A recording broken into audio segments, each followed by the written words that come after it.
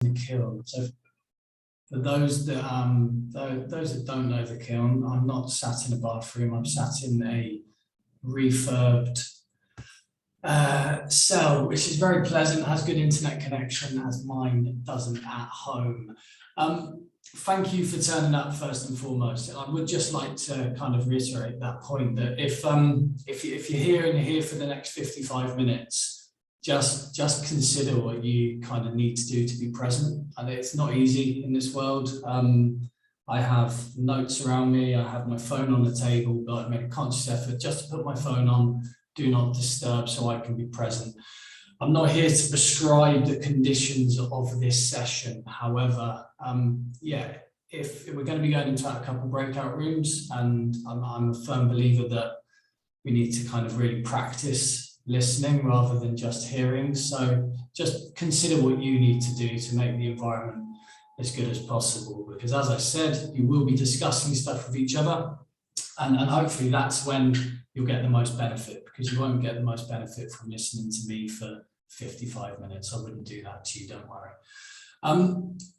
To kick off, I think it's probably an important place to start with kind of me turning up here. And I'm excited, first and foremost. I'm incredibly nervous. I'm anxious. This has probably been one of those sessions that I've been building up to for a few weeks now. And it's been on the back of my mind the whole time.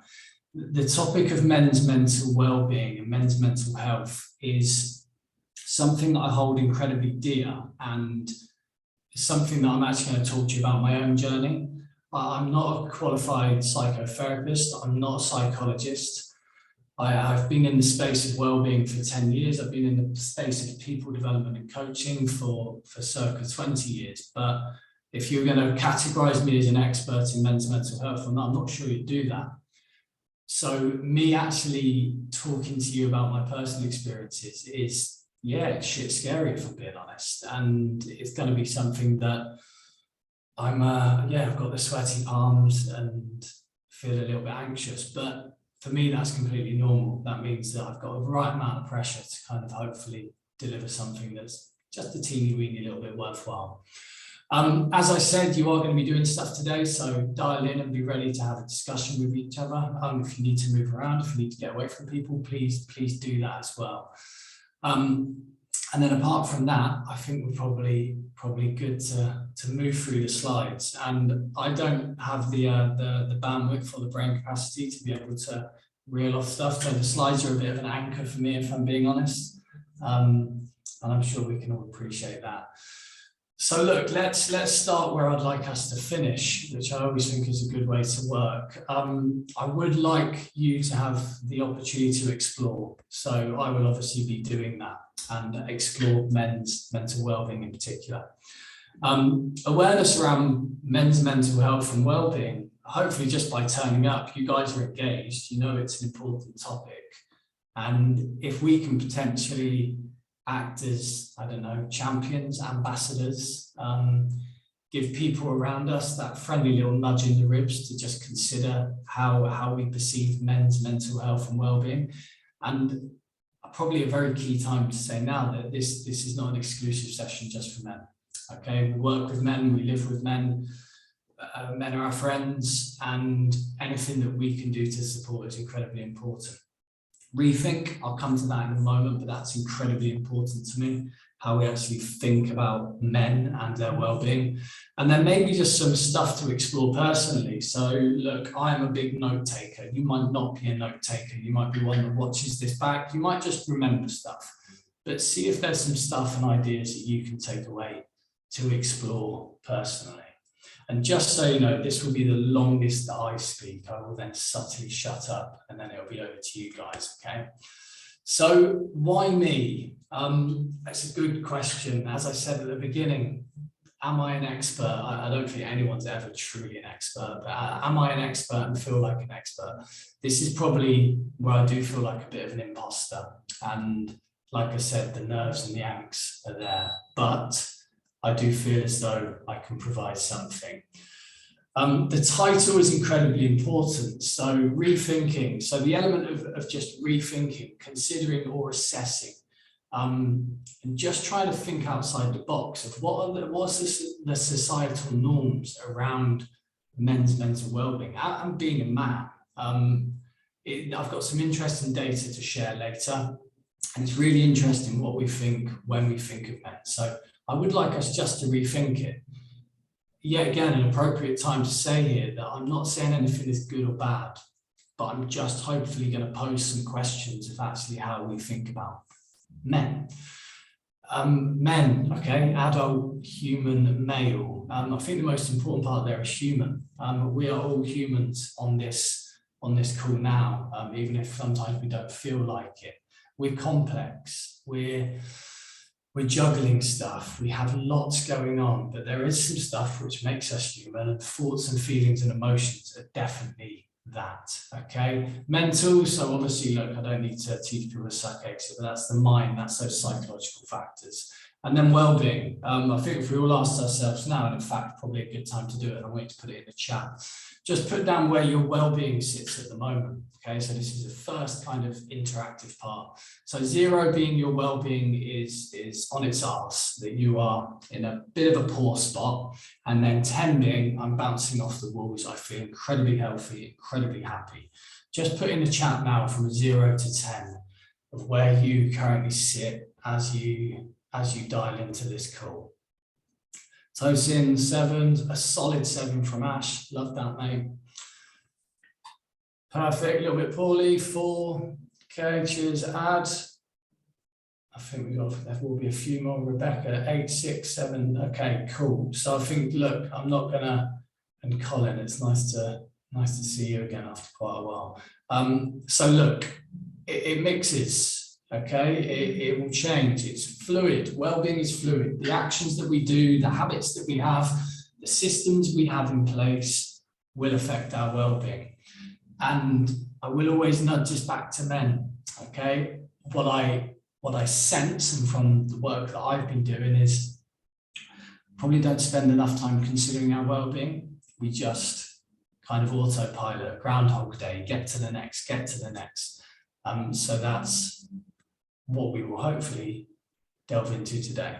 Okay, so why me? Okay, and this isn't going to be my life story, but I'm going to start with a picture of me. So some people know me on this call, I know that, some people don't, and just in case you're a little bit uncertain, that's me there looking incredibly proud and incredibly happy. So as I said to you,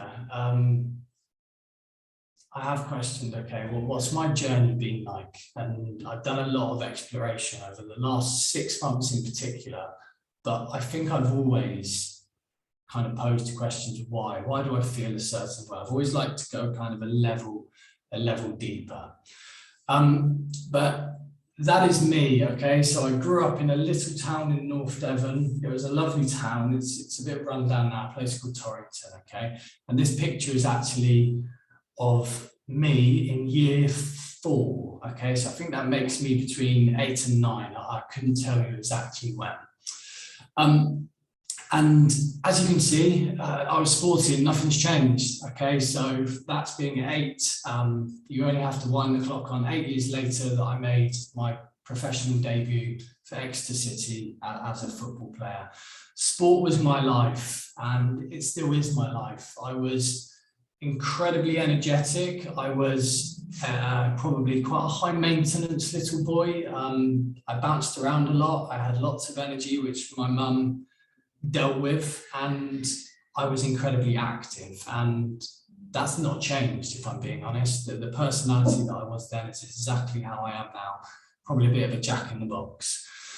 I grew up, as I said, in a relatively straightforward little town, not very inclusive, probably quite rural, quite simple, quite kind of normal way of life. And I was raised by my mum, and I had 2 brothers.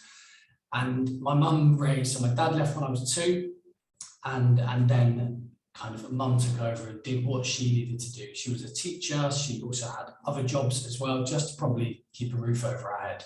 And it's only now that I look back at that and go, wow, like how on earth did you do that? Am I going to explore today the fact that I didn't have a father and haven't had a father. He sporadically was around kind of birthdays, Christmas, bar mitzvahs, etc. And sometimes would turn up, sometimes wouldn't. I don't want to delve too deep into that today because I don't feel we need to, because it's not what I believe has kind of created this perception of men in my life. However, sport, very different. Okay, the environment I have operated in for a long time is probably stereotypically a lad culture. It's high energy, it's one-upmanship, it's ego. I played incredibly hard. I would probably think it's cool to say I'm not working hard at all. I'm a lad, drunk and drink probably far too much. Many, many years of excessive alcohol consumption. And it was all basically just to keep up. It was a load of bullshit. And it's only been since I've had a daughter and in the last kind of 5 years that I've gone, hang on, why? Why did I feel the need to do that? I have no issue in telling people that I'm currently going through therapy at the moment. I'm kind of 7 sessions in. And to be honest, I'm probably not going to stop, because it's been exactly what I've needed, just to explore and ask questions of why. Why have I come here and why do I think a certain way? It was a masculine environment, as you can probably say, and for those that have done sport, I think you can probably relate to that. And as I said, I firmly was engaged with that lad culture. So is that all wrong? Definitely not. Okay, definitely not. I don't believe that we've got a wrong or right side of the fence here.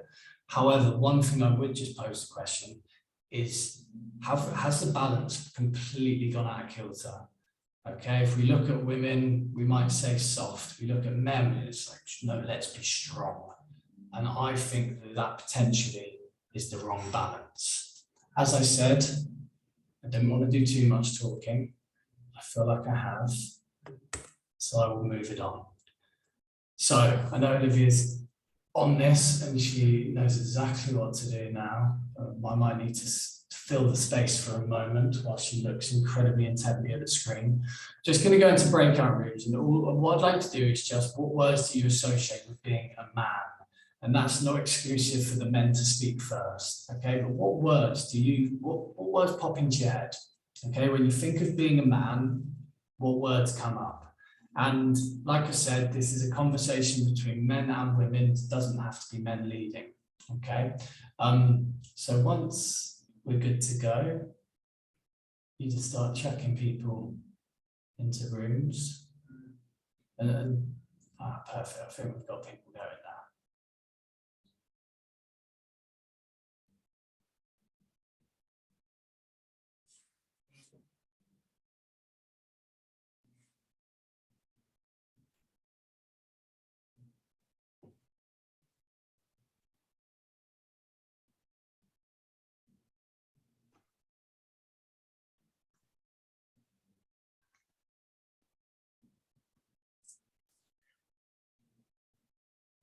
Ollie, are you struggling? I know you had to leave.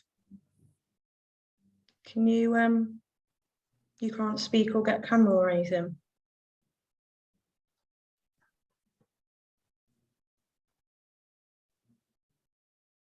So it's obviously breaking out and having a discussion, so important, and hopefully it was fruitful. But it would be really interesting to see if anyone would care to maybe just highlight what was being spoken about in their group, or any particular words that came out, or any phrases, or any behaviours, or any traits. So I will pause, and if someone wants to come off mute and just chat away, it would be massively appreciated.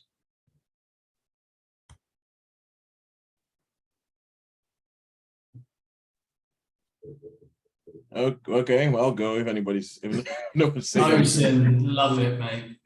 Sorry, Russell, did I just jump ahead of you?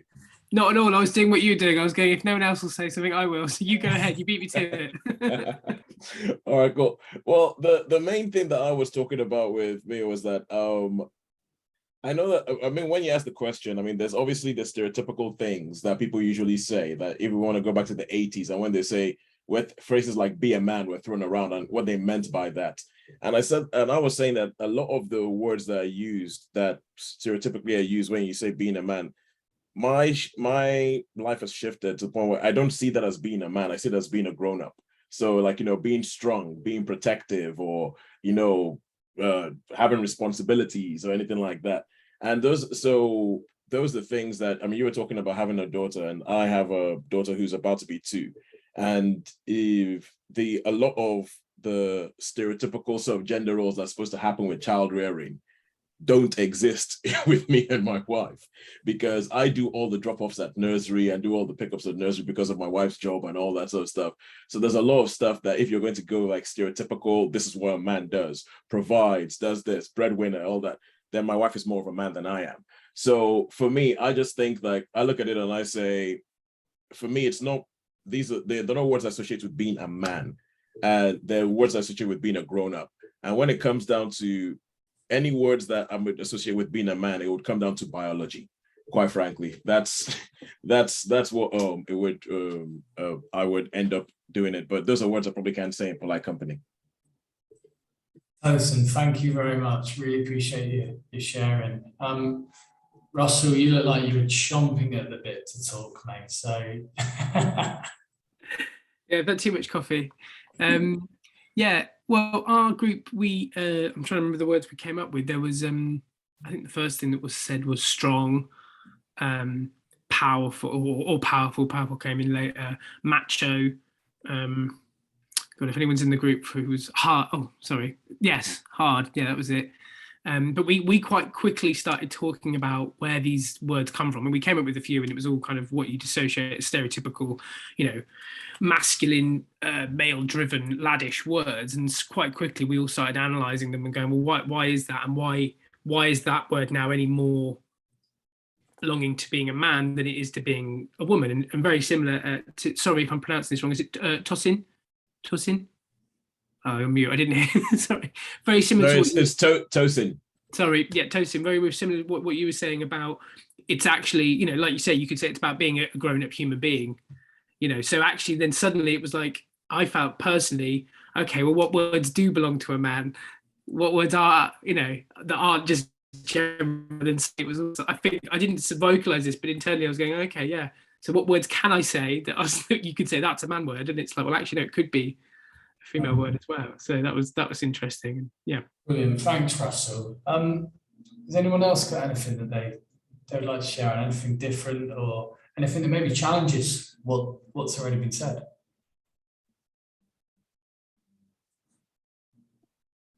Sarah, brilliant. Yeah, I don't mind sort of speaking on behalf of our group. Quite interesting actually, because obviously we were all females, but so words like, I mean, things that you've mentioned like strong and responsible, fixer, like that, they're the sort of things that came out, but also and provider, breadwinner, they came out, but also things like shielded, emotionally separate, detached, simple, so kind of a bit more emotionally sort of separate in different ways. But we did wrestle with not wanting to sound negative, but so it's like definitely. And I think you raised a really good point there, that I think that a part of the rethinking process is actually not trying to put these words into boxes of what's negative and what's positive. They just are. It's the same way that our preferences, how we react to stuff, it is what it is. Emotions shouldn't be kind of, oh, that's a bad emotion, don't do that. Emotions are just emotions. And I think that that's something that we need to rethink. And I'll keep coming back to that word. I will move it on because there's another breakout I want us to do, and I'm very conscious of time. So look, the words that have popped up are pretty consistent with what my research chucked out. So I asked, it was a circa 150 people kind of got in contact, but I asked hundreds across my WhatsApp groups, people in the street. I was just stopping people walking down Worcester High Street the other day and saying, well, words you associate with being a man. I think people straight away was like, get away from me, you mentalist. But I did get some lovely feedback and people shared. And it was old, young, male, female, non-binary. There was a real mix of people. And these are the words that come out. And I hope I'm not saying something completely obvious here, but those words that are larger are the ones that popped out a lot more. So as you can see, strength, confident, ego, proud, vulnerable. I found that really interesting. And I need to go back through the data to see who said vulnerable more. Was it? Is it men associating themselves as vulnerable or women associating men as vulnerable? And something that really jumped out quite a lot was confused. It's quite confusing because there's so much out there now. You can't walk past Waterstones without seeing a book on self-development or how to come in touch with your emotions. And I think that it is quite confusing. As you say, Russell, it's like, well, what words do belong to men? Are we even allowed to say that? Like, can we have our own stuff? And I think there is some confusion out there. And as I said, I'm probably a bit of a paradox. I sit on different sides of the fence here, and I can't help my upbringing. I can't kind of park it. I was around that suck it up and get on with it mentality. And as I said, I don't look at any of these words, and first off, none of them surprise me. None of them kind of scare me. I think they are just what they are. However, there's so much research to say that actually, if we try and relate these words back to what they mean, well, we've got a bit of a problem. So I'm not here to shove. I never want to shove stats down people's throats because that's just not my way of doing it. But the stats say that we do have a problem. There is something wrong here, that suicide, for me, approaching 40, that I'm probably going to, suicide is probably more likely to kill me than anything else. 78% of all suicides completed last year were by men, yet a third of the population in therapy were men. And so I do think there needs to be a reframing process. I do think there needs to be a bit more of an acknowledgement. And because the old suck it up and get on with it, stats would say it's not really working. So just at this moment, I would like us, and if you want to get ready again, please, Liv. I'm gonna, in fact, Liv, actually park that because I've just gone. So just sit on those stats for a moment. I don't know if anyone's aware of these or knows them. You can get them from mentalhealth.org. I should have put the reference up there. And we can look at those, and I can share some more information with you. But does anyone, and if only if you feel comfortable, does anyone have any initial thoughts on the words that come up?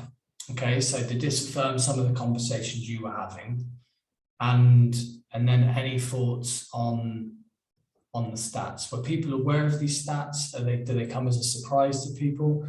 And just, I will pause and then we can wait and see if anyone's got any thoughts.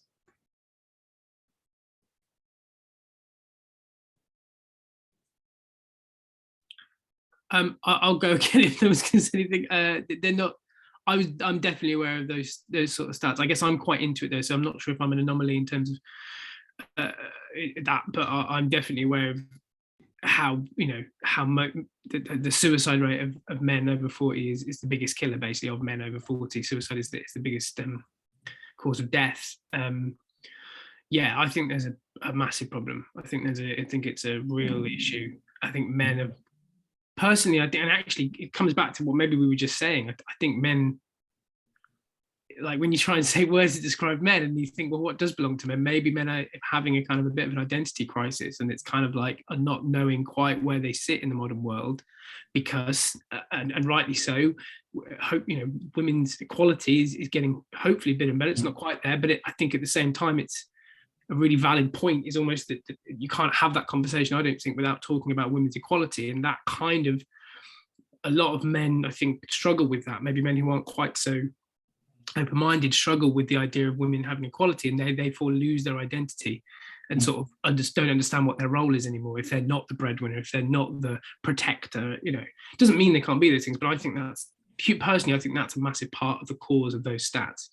And then just talking about the words as well, I just tried it. I looked at those words again. I'm thinking, how many of those words could, if you just told me those are words that people said for women, how many words would you look at and go, well, that one might not be. But actually, if you look at those words and go, how many are for women, it's like, how many of them could be either sex. But it's interesting playing that game with yourself. Definitely. And I think they do transfer, they belong.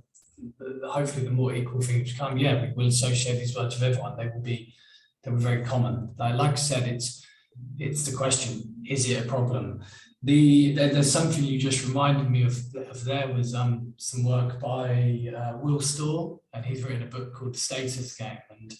And then if you look at some of those words, provider, proud, okay, so there's a lot of research into it's when people's status goes, okay, so how they view themselves or how they're viewed by the outside world, that can have a massive impact. And if men are incredibly proud and they want to provide and then they can't, okay, for whatever reason, then that can have a profound effect on men and women as well. So you look at people leaving the military, as their status completely goes, suddenly they're just a civvy. And I've got lots of friends that have gone through that process, and that causes some real mental health problems. So again, look, if there's stuff that pops into my head, I'll share some of the information that I've got and some of the reading. Like I said, I wanted to turn the conversation back around to actually, well, is there something we can do? And this next part of the kind of the session is definitely not just for men and definitely not just for women, it's for everybody. And I've been using this a lot in coaching and I've been using this a lot in workshops. What I'd just like us to do is you can have a look around the wheel, and it's funny, I can see people's necks creaking, and you can have a look, okay? Because quite often dealing with emotions is really tough, because quite often we don't know how to articulate what we're actually feeling. So, and I will give you a live example of I'm going through a really challenging moment, or a challenging period. Last 6 months, I've been going through something with my business partner, which hasn't been easy. And the other day, my wife came in the door and asked the most normal question. But because I just received an absolutely crappy email, well, anger came out. Anger was the first bit. I'm like, just don't talk to me about it now. I can't deal with that. And snapped and bit her head off, which was completely unfair. Because my wife is really clued into me, and we speak about this stuff quite a lot, she knows very quickly that it's not anger that's showing up. Well, in fact, it's I'm hurt. And it was her. The email that I received was like, hang on, I've put a lot of effort into reply and I'm not getting it back. So she knows very quickly that I'm hurt, okay? If we don't sit and just have a moment to feel, like consider our emotions and just sit with them, well, then we don't understand them. And we're going to go, I mean, I'm going to ask you to probably do something. You might feel uncomfortable in a moment, but I will do it anyway. It's just to sit in for a moment and just think, actually, what am I feeling right now? Okay, so all I'd like to do, and it's going to be 20 seconds, which I will time. And you can close your eyes, you can keep your eyes open, but what are you feeling right now? So just sit with it, and I will pause. So 20 seconds, off you go.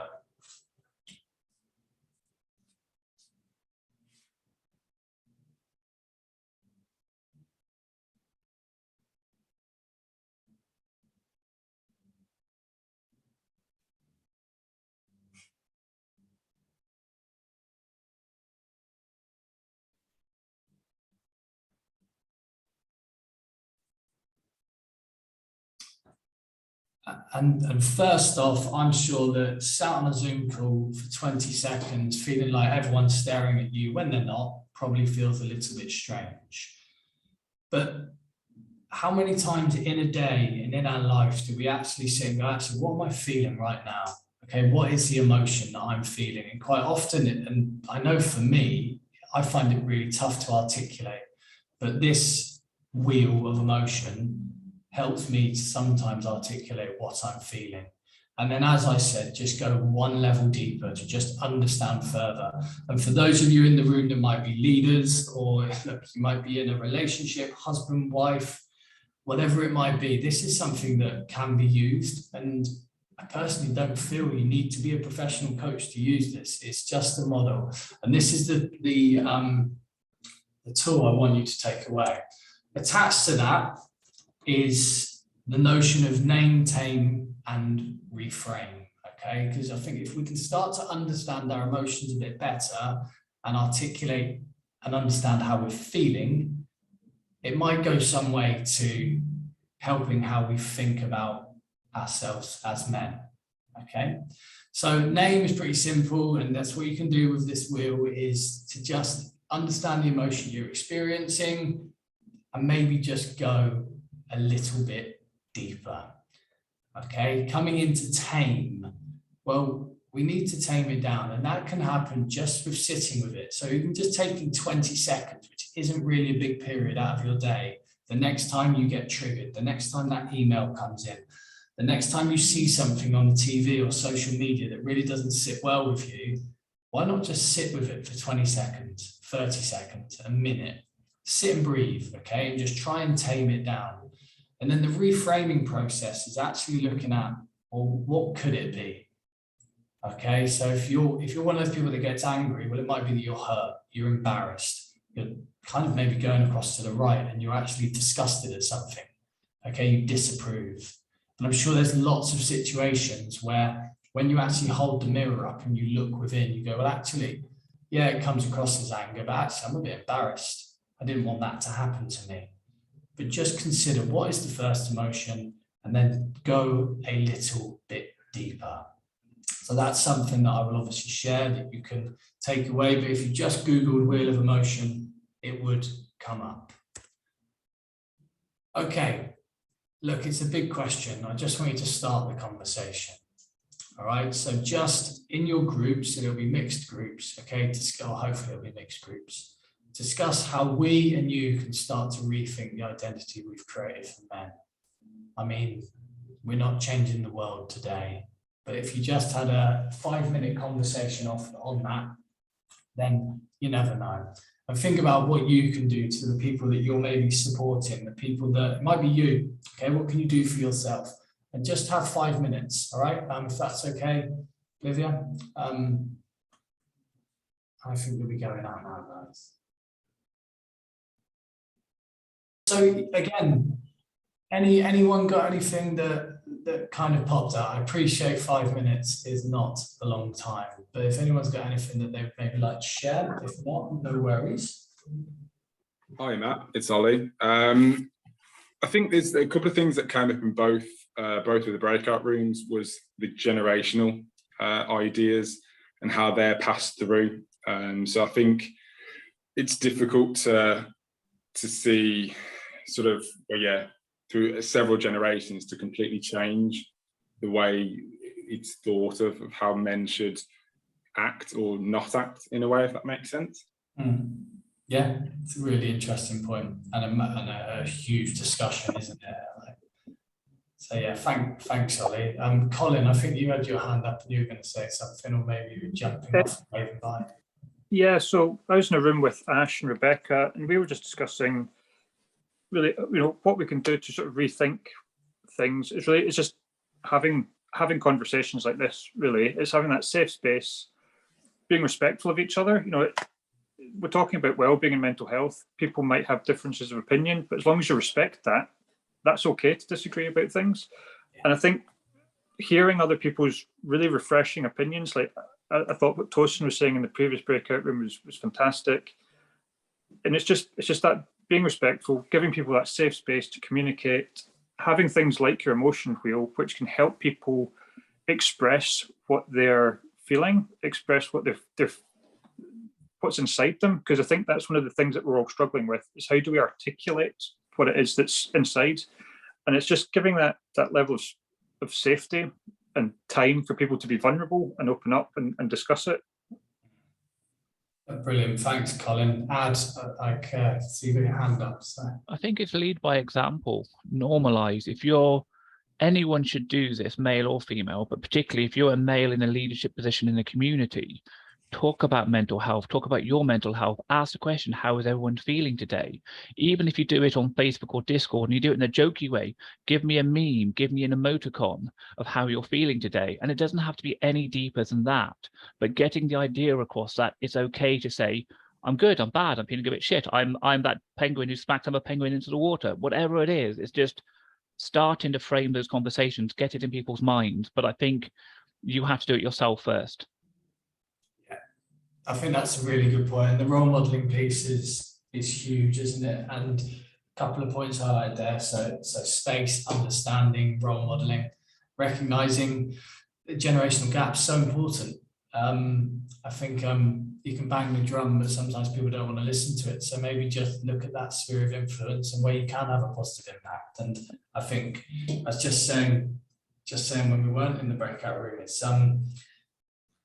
people that are turning up to this today are probably quite engaged, ready to champion, and quite happy to bang the drum. It's how do we create spaces for the other people that don't even know they need the space yet? And I think that that's the interesting conversation. And I know that I've certainly surprised some of my WhatsApp groups with what I've shared about men's mental health, and I get the comments coming back of, wrong group, mate. Like, I was expecting a picture of boobs. And they mean that, and whereas I'm like, no, I don't care. I'll put myself out here. I've got no issue. And for me, it's, look, and I'm working through this, that I went through a period and I spoke to my therapist and he said, are you going to tell people? I said, oh, I'm not sure. I'll choose the people I tell. He was like, let's start to maybe reframe that it's not a sign of weakness, actually it's a sign of strength. And you have to use that as a bit of a mantra all the time, especially around certain cohorts of people. Look, I see someone's popped up in the chat.